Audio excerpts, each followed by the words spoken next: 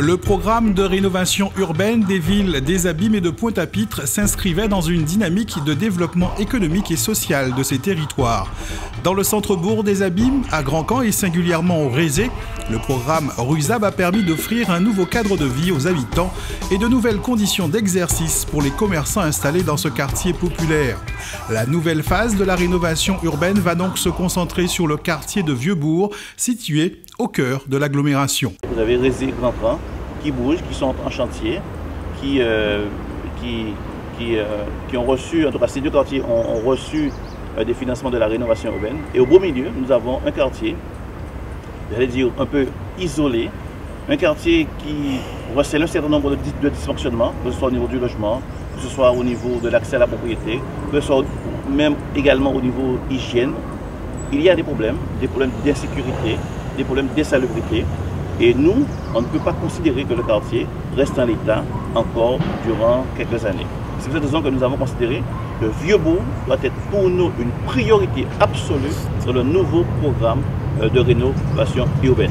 Et donc nous nous battons pour que Vieux-Bourg, il est déjà inscrit, le quartier de Vieux-Bourg est déjà inscrit, mais pour qu'on puisse très rapidement lancer les études et bien sûr lancer les opérations d'aménagement et de réaménagement de ce quartier pour que Vieux-Bourg soit un quartier où il fait bon de vivre et non pas avec cette image que nous avons de ce quartier aujourd'hui. Donc nous devons changer l'image avec la population. Nous allons entamer un processus de concertation, de communication, de discussion, d'échange avec la population pour qu'elle nous dise aussi ce qu'elle souhaite, comment elle voit le quartier de Vieux-Bourg. Nous allons lancer des concours pour ce quartier et donc nous mettrons tout en œuvre pour que Vieux-Bourg demain, dans quelques années, soit un quartier agréable, un quartier où il fera bon de vivre, un quartier qui donne envie d'y habiter. Et donc, ça sera notre priorité absolue dans les années à venir. À Pointe-à-Pitre, le programme de rénovation urbaine est réalisé pour près de 75%. La presque totalité des logements à détruire a été vidée, 70% ont été détruits et la moitié de l'offre nouvelle de logements programmés est disponible. Un programme de logements sociaux accompagné de la construction de logements intermédiaires pour favoriser la mixité dans la ville. Exemple de cette volonté politique, un nouveau quartier à Bergevin. L'une des conditions de réalisation de cette rénovation urbaine était que sur l'emplacement de l'ancien stade Pierre-Antonius en cœur de ville, on puisse construire un nouveau quartier avec une diversité de réponses, à la fois du logement social, du logement intermédiaire, de l'activité économique, des services qui soient rendus et une école. Donc voilà un petit peu la commande qui avait été faite. Nous avons déplacé le stade à 500 mètres de là sur Pierre-Antonius. Nous ne l'avons pas sacrifié, nous l'avons au contraire reconstruit. Mais à cet emplacement, en cœur de ville, nous créons un nouveau quartier qui relie l'Oricisque à Henri IV et au centre-ville, au centre historique, et dans cette diversité que je viens de vous expliquer. La concertation se poursuit avec les habitants situés à proximité de ce quartier rénové pour décider de la nature des opérations à réaliser. Mais au-delà du territoire de Pointe-à-Pitre, il s'agit aussi pour Jacques Bangou d'envisager rapidement les programmes à mettre en place sur d'autres zones du territoire communautaire afin d'offrir à la population des solutions et en finir avec l'habitat indigne. Un combat dans lequel les élus pourront compter sur le soutien de la ministre des Outre-mer, Erika Barretch. Derrière le logement social, ce sont des hommes et des femmes qui attendent, des fois trop longtemps, de vivre dans des logements dignes de ce qu'ils sont, c'est-à-dire des Français de la République. Ils ont le droit d'avoir un logement, d'abord un logement, ensuite d'être, lorsqu'ils sont dans des anciens logements, d'avoir des logements réhabilités. Donc ça, c'est une question de dignité républicaine et d'égalité. Et comme vous savez que je suis une acharnée de l'égalité, ce combat me porte énormément. Et enfin, nous pensons qu'il faut continuer à faire l'effort sur le prix des loyers. Parce que nous sommes sur des territoires où le taux de pauvreté est insupportable et que lorsque le cas ici, on le voit, les personnes quittent de l'ancien logement avec des loyers faibles, rentrent dans les logements nettement plus beaux et plus agréables, mais avec des loyers plus importants, c'est compliqué pour les familles. Alors, on a des dispositifs, dont un où je vais me battre là pour que nous puissions être dans une foncière solidarité que le gouvernement crée, qui permettra que les bailleurs sociaux n'auront plus à faire le portage, c'est-à-dire qu'ils n'auront pas à supporter le coût du foncier dans les opérations de construction de logements. Et vous le savez, le foncier est un des axes qui alourdit le loyer pour nos concitoyens. Donc voilà, très rapidement, il y a d'autres mesures. Mais vous voyez, c'est un sujet compliqué, technique, mais qui nécessite toujours du travail et de la détermination. Accompagné du maire de Pointe-à-Pitre, Erika Barrage s'est rendue mi-octobre dernier sur le chantier de construction de la résidence Casimir Létang à Lorissisque.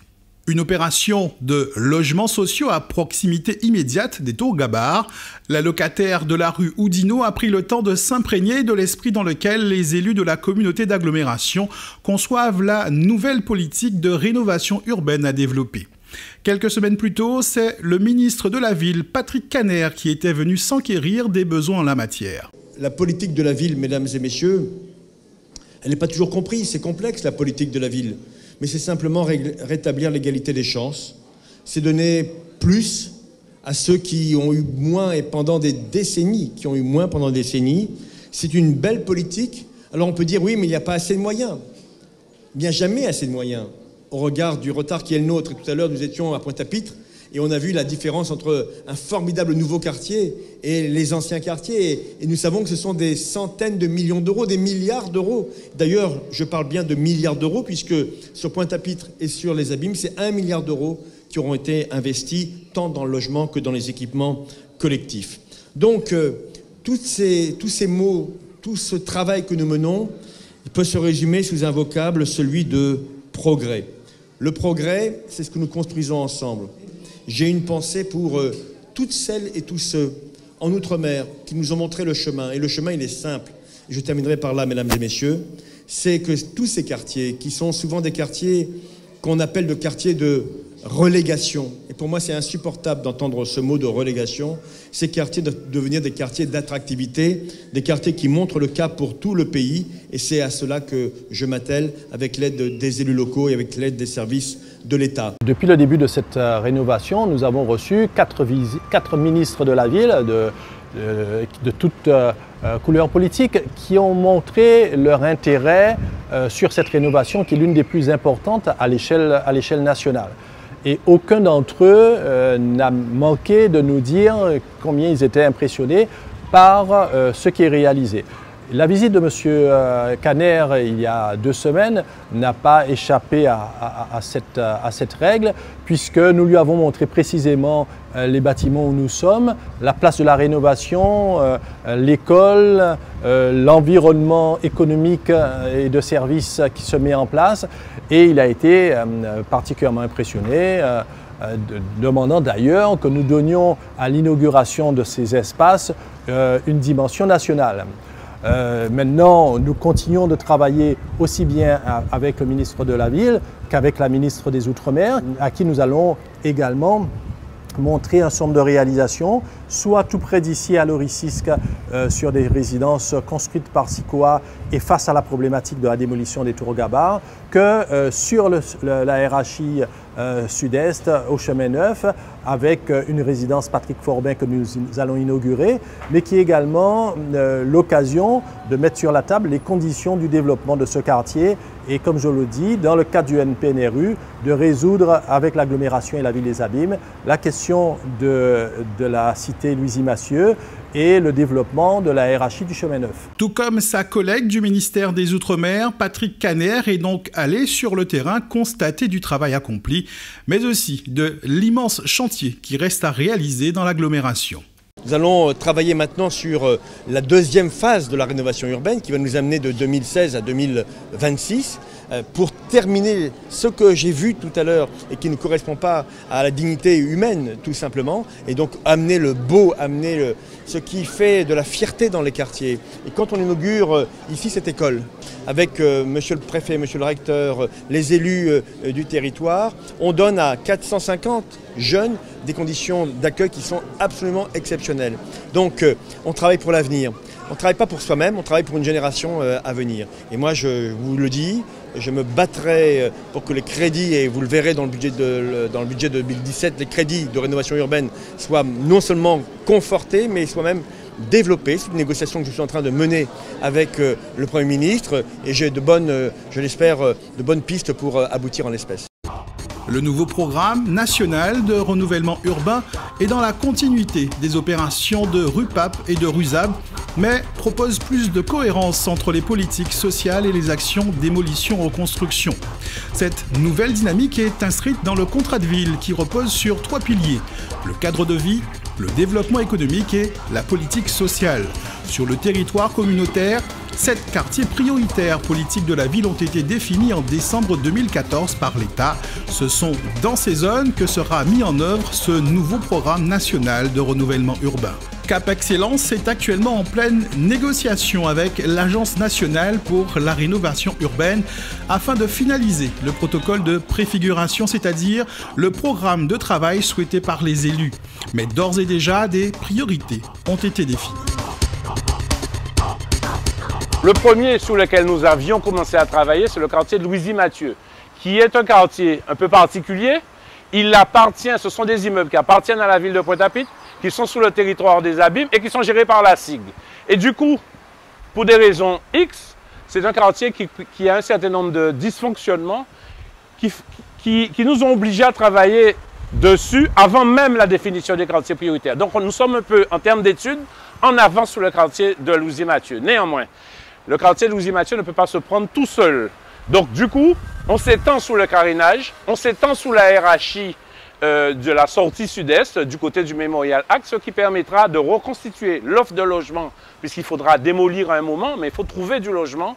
Et nous avons, grâce à la hiérarchie de la sortie sud-est, un certain nombre de fonciers qu'on pourra utiliser pour permettre aux gens de se déplacer et reconstituer l'entrée principale de Pointe-à-Pitre, qui est quand même comprise entre une université, la marina et un espace qui devrait être mieux aménagé que ce qu'il est aujourd'hui. Ensuite, le deuxième quartier important, qui tient particulièrement au maire des Abîmes, c'est ce que nous avons appelé le cœur de l'agglo, parce qu'en réalité, c'est toute la liaison Abîmes-Pointe-à-Pitre et qui commence, donc je le disais tout à l'heure, au Laurier. Donc ce n'est pas un quartier spécifique Pointe-à-Pitre, spécifique Abîmes, c'est un interco qui part des Lauriers, qui fait l'assainissement tout Vieux-Bourg.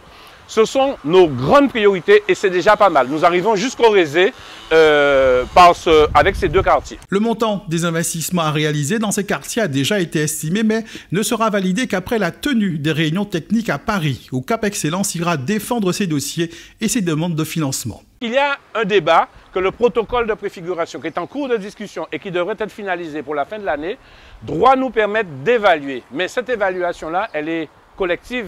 Elle est partenariale, donc il faudra que l'État en Guadeloupe soit d'accord. Ensuite, l'État nous défendra au niveau de l'État national et le maire, le président de Cap Excellence, Éric Jalton, devra aller défendre le dossier et c'est à partir de là que nous saurons quelles sont les études dont nous aurons besoin pour affiner le projet de territoire, le projet urbain.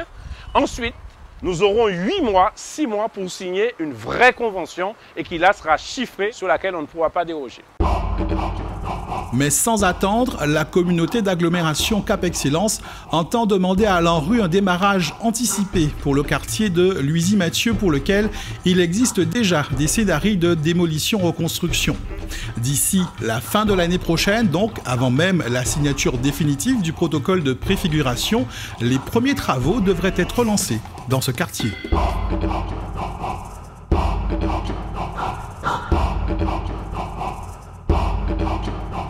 Yeah.